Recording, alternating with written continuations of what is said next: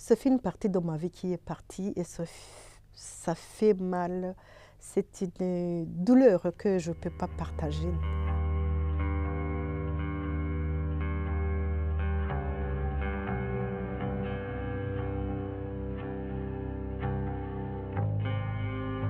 J'avais 33 ans, j'étais jeune veuve, j'avais 3 petites filles de 9 ans, 8 ans et 2 ans et demi. J'avais des frères et sœurs, des neveux, des nièces, qui ont tous été massacrés entre le 7 et le 16 avril 1994. C'était trop dur, très dur, parce que j'y ai perdu toute ma famille et que je suis restée toute seule dans ma famille. Ça a été horrible, c'est une horreur, c'est quelque chose d'inexplicable.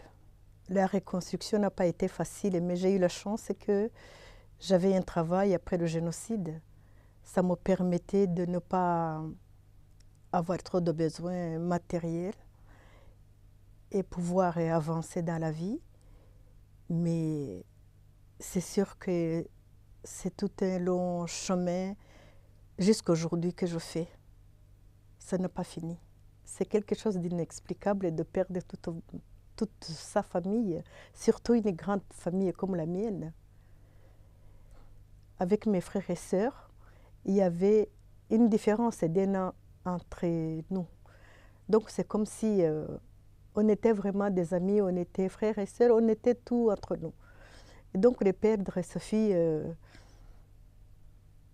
une partie de ma vie qui est partie et ça fait mal. C'est une douleur que je ne peux pas partager. Je ne peux pas l'expliquer. J'essaye d'avancer, j'essaye de vivre seule, mais ce n'est pas vraiment évident. Je peux dire que ce qui est dur, c'est le partage que j'ai perdu, la confiance que j'ai perdue aux autres, parce qu'après avoir perdu ma famille, c'est comme il m'a été difficile de me confier, d'avoir confiance aux autres, parce que je ne les connaissais pas, même aujourd'hui. Mais ça commence maintenant à aller, maintenant que j'en parle, maintenant que j'ai su comprendre que je dois affronter la vie sans ma famille.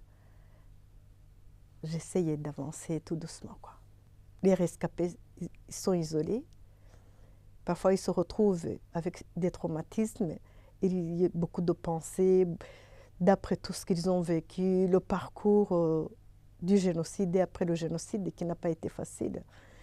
Et donc, j'ai pensé à ça pour que les gens puissent libérer la parole et qu'ils puissent échanger.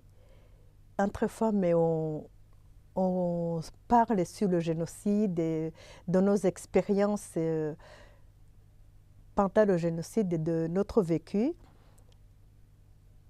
Entre femmes encore, on peut se confier et voir qu'est-ce qui peut être comme solution pour la reconstruction.